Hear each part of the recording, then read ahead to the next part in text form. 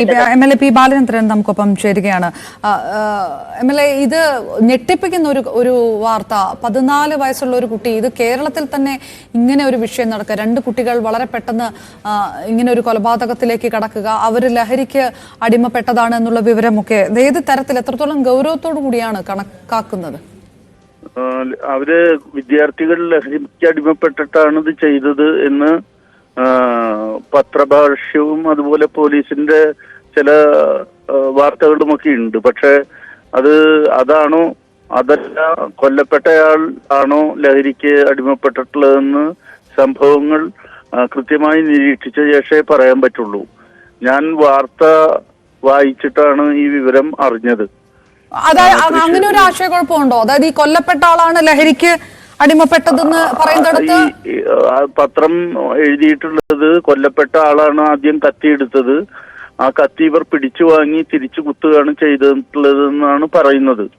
എന്തായാലും ഇതില് ലഹരിക്ക് അടിസ്ഥാനം ഉണ്ടാവാതിരിക്കാൻ ഇടയില്ല, അടിസ്ഥാനം ഉണ്ടാവും.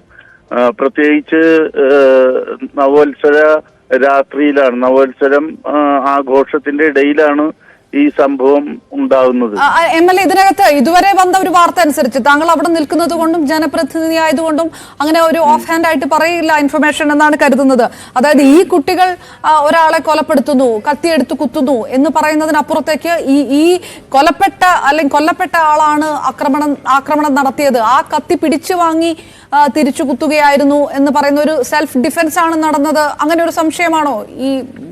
അങ്ങനെ പത്രവാർത്ത വായിച്ചാൽ അങ്ങനെയാണ് തോന്നുന്നത്. അല്ല, പത്രവാർത്തയ്ക്ക് അപ്പുറത്തേക്ക് ജനപ്രതിനിധികൾക്ക് കൂടുതൽ കാര്യങ്ങൾ അറിയാൻ കഴിയില്ലേ? അവിടെ അറിയേണ്ടതാണ്. ഞാൻ പോലീസുമായി ബന്ധപ്പെടുന്നുണ്ട്. പോലീസ് ഇത് തന്നെയാണോ പറയുന്നത്? പോലീസും അങ്ങനെ ഒരു ഇൻഫർമേഷൻ തരുന്നുണ്ടോ? പോലീസിനും കൃത്യമായ ചോദ്യം ചെയ്യലിലൂടെ മാത്രമേ തെളിവുകൾ ശേഖരിക്കാൻ സാധിക്കൂ. അല്ല, ഇങ്ങനെ ഒരു സംശയമുണ്ടോ പോലീസിന്? അങ്ങനെ ഒരു സംശയമുണ്ടോ? ഒരു സെൽഫ് ഡിഫൻസ് അറ്റാക്ക് ആണ് നടന്നത് എന്നുള്ള സംശയം പോലീസിനുണ്ടോ? അങ്ങനെ പോലീസിന്റെ ഭാഗത്തുനിന്ന് കൃത്യമായി പറഞ്ഞിട്ടില്ല. കമ്മീഷണർ പറഞ്ഞിട്ടുള്ളത് വ്യക്തമായി ഇവരെ ചോദ്യം ചെയ്ത് ഇവര് പറയുന്ന പോലെ ഇവരുടെ കൂടെ പെൺകുട്ടികൾ ഉണ്ടായിരുന്നോ, ആ പെൺകുട്ടികളുമായി ഉണ്ടായിരുന്ന പ്രശ്നത്തിന്റെ പേരിലാണോ ഇയാളുമായി തർക്കമുണ്ടായത്, തർക്കത്തെ തുടർന്ന് ആരാണ് ആദ്യം കത്തിയെടുത്തത്, കത്തി തിരിച്ചു വാങ്ങി കുത്തുകയാണോ ഉണ്ടായത്, ഇതിലൊരാൾക്ക് കൈക്ക് മുറിവ് പറ്റി എന്ന് പറയുന്നുണ്ട്. ഈ കുട്ടികൾക്ക് ക്രിമിനൽ പശ്ചാത്തലമുണ്ട് എന്ന തരത്തിലുള്ള ഒരു വാർത്തകളൊക്കെ വരുന്നുണ്ട്. പക്ഷെ താങ്കൾ ഈ പറയുന്നത് അനുസരിച്ചാണെങ്കിൽ അങ്ങനെയല്ല സംഭവിച്ചിട്ടുണ്ടാകാനുള്ള സാധ്യത. അപ്പോൾ ഈ ക്രിമിനൽ പശ്ചാത്തലമുണ്ട് എന്ന് പുറത്തു വരുന്ന വാർത്തകൾ പരിപൂർണമായിട്ട് മുഖവിലക്ക് എടുക്കണ്ട എന്നാണോ? അല്ല, 14-15 വയസ്സായിട്ടുള്ള കുട്ടികളാണ്. ക്രിമിനൽ പശ്ചാത്തലം എന്ന് വെച്ചാൽ അവർക്കെതിരെ കൃത്യമായി ചാർജ് ചെയ്ത കേസുകളുടെ എവിഡൻസുകളോ അല്ലെങ്കിൽ ഏത് സ്റ്റേഷനിലാണ്, എന്താണ് അവർ ചെയ്തിട്ടുള്ള കുറ്റം എന്നുള്ള കാര്യങ്ങളൊക്കെ വെളിച്ചത്ത് വരേണ്ടതുണ്ട്. വെറുതെ കുറ്റവാളികൾ എന്ന് പറയുന്നതിന് അർത്ഥമില്ല.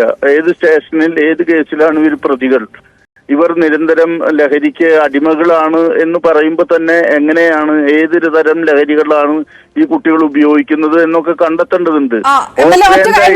ഒരു കാര്യം ഞാനൊന്ന് ക്ലാരിഫൈ ചെയ്യാൻ, അതായത് കമ്മീഷണറുമായിട്ട് കൂടി താങ്കൾ സംസാരിച്ചതാണ് ഇങ്ങനെ ഒരു? ഇല്ല, കമ്മീഷണറുമായിട്ട് ഞാൻ സംസാരിച്ചില്ല. കമ്മീഷണറുടേതായിട്ട് പത്രത്തിൽ വന്ന വാർത്തയാണ് ഞാൻ വായിച്ചത്. അതല്ലാതെ പോലീസുകാരോട് നേരിട്ട് സംസാരിക്കുന്നില്ലേ താങ്കൾ? നേരിട്ട് സംസാരിക്കുന്നുണ്ട്. ഞാൻ കുറച്ചു കഴിഞ്ഞാൽ നേരിട്ട് സംസാരിക്കുന്നുണ്ട്. അതിനുശേഷം ബഹുമാനപ്പെട്ട മീഡിയ പ്രവർത്തകരെ കാണുന്നുണ്ട്. ഈ നേരിട്ട് സംസാരിച്ചപ്പോൾ ഇങ്ങനെ ഒരു ലഹരി ബന്ധമൊന്നും ആരും സൂചിപ്പിക്കുന്നില്ല എന്നാണോ? അല്ല, എന്തെങ്കിലും ലഹരി ബന്ധമുണ്ടെങ്കിൽ അത് ഈ കുട്ടികളിലേക്ക് എങ്ങനെ എത്തിച്ചേർന്നു? അങ്ങനെ ആരോപണ രൂപത്തിൽ പറഞ്ഞതുകൊണ്ട് കാര്യമില്ലല്ലോ. അത് വ്യക്തമായി തെളിയിക്കപ്പെട്ടതിന് ശേഷം ആണ് അത് ഉന്നയിക്കേണ്ടത്. അപ്പൊ അതുകൊണ്ട് രാസലഹരി ആണോ ഉപയോഗിച്ചിട്ടുള്ളത്, അല്ലെങ്കിൽ എന്ത് തരത്തിലുള്ള ലഹരിയാണ് ഉപയോഗിച്ചത്, അവർക്ക് ഇത് എവിടെ നിന്ന് കിട്ടി, 14-15 വയസ്സുള്ള കുട്ടികൾക്ക് എങ്ങനെ ഇത് കിട്ടാനുള്ള സംവിധാനം തൃശ്ശൂരിൽ ഉണ്ടാവുന്നു, അത് എങ്ങനെയാണ് അവരിലേക്ക് എത്തിച്ചേർന്നത്, ഇതിനെ കുറിച്ചൊക്കെ അന്വേഷിക്കണം. നേരെ മറിച്ച് കൊല്ലപ്പെട്ടയാളുടെ പശ്ചാത്തലവും അന്വേഷിക്കേണ്ടതുണ്ട്. വളരെയധികം നന്ദി. MLA പി ബാലചന്ദ്രൻ പറയുന്നത് ഈ കേസുമായി ബന്ധപ്പെട്ട് ഇന്നലെ പുതുവർഷ തലേന്ന് 15 വയസ്സുള്ള കുട്ടികൾ 30 വയസ്സുള്ള യുവാവിനെ കുത്തിക്കൊലപ്പെടുത്തിയുമായി ബന്ധപ്പെട്ടുള്ള കേസിൽ മറ്റൊരു വഴിത്തിരിവിലേക്കുള്ളൊരു സാധ്യതയുണ്ട് എന്ന് MLA P. ബാലചന്ദ്രൻ ന്യൂസ് 8നോട് പ്രതികരിക്കുന്നു. കൊല്ലപ്പെട്ടയാളാണോ ലഹരി ഉപയോഗിച്ചത്? അങ്ങനെ ആ ലഹരിയിൽ ആക്രമണം നടന്നതാണോ? ഒരു പ്രതിരോധവുമായി ബന്ധപ്പെട്ട് ആ കത്തി പിടിച്ചു വാങ്ങുകയാണ് ഉണ്ടായത്. അത്തരത്തിലുള്ള സംശയം പോലുമുണ്ട്. ഇതിനകത്ത് വ്യക്തത പോലീസിന് വരുന്നതേ ഉള്ളൂ. ഈ കുട്ടികൾ ലഹരിക്ക് അടിമകളാണ് എന്നുള്ള തരത്തിലുള്ള വിവരങ്ങൾ പുറത്തു വരുമ്പോൾ ആ വിഷയവും അന്വേഷിക്കേണ്ടതാണ് എന്നുള്ള ഒരു സംശയം കൂടി ജനപ്രതിനിധി മാധ്യമങ്ങൾക്ക് മുൻപാകെ പ്രതികരിക്കുമ്പോൾ തീർച്ചയായിട്ടും മറ്റൊരു തലം കൂടി കേസിനുണ്ടോ എന്നുള്ളൊരു സംശയം കൂടി ബാക്കി നിൽക്കുകയാണ്. ഏതായാലും അല്പസമയത്തിനകം കമ്മീഷൻ അടക്കം മാധ്യമങ്ങളോട് ഈ വിഷയം വ്യക്തമാക്കും, ചിത്രം വ്യക്തമാകും എന്നാണ് പ്രതീക്ഷിക്കുന്നത്. നവമി ദിനേശാണ് വിവരങ്ങൾ നൽകിയത്.